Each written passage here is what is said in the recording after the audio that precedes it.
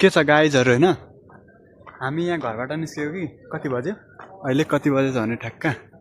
9:44 रातिको Mexico versus south Africa छ कि नेटमा रुममा चाहिँ नेट नचलेर हामी पर्दा खोज्दै हिँड्दैछौँ प्रोजेक्टर खोज्दै हिँड्दैछौँ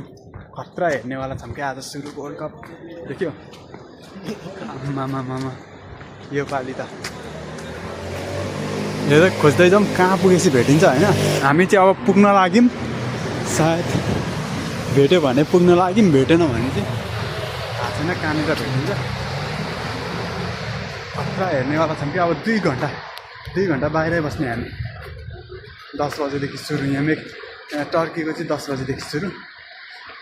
नेपालको 12:45बाट सुरु नेपालको मान्छे त मस्त निदाइरहेको होला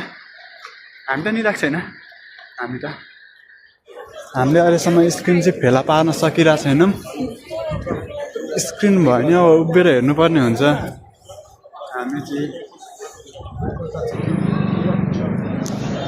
हामीले चाहिँ स्क्रिन खोजेर हिँडिरहेछौँ तर भेटिरहेको छैन क्या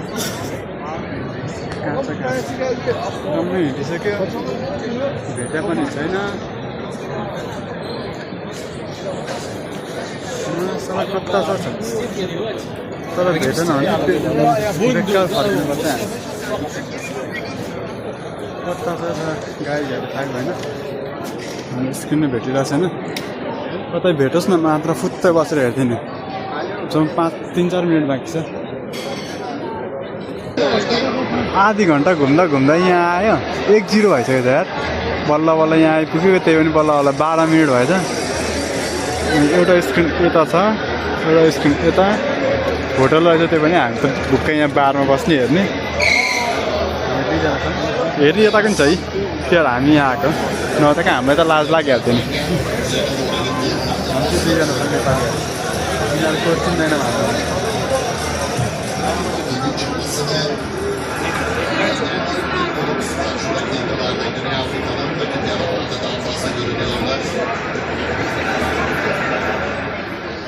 हामीले चाहिँ गेम सकाएर आएको अनि 2-0 भयो 3टा रेड कार्ड खतरा रेड कार्ड चाहिँ अघि भिडियो बनाउनु बिर्सेर कि अहिले ठ्याक्कै 12 बजिसक्यो रातिको 2 घन्टा लाग्यो गेम सकिनलाई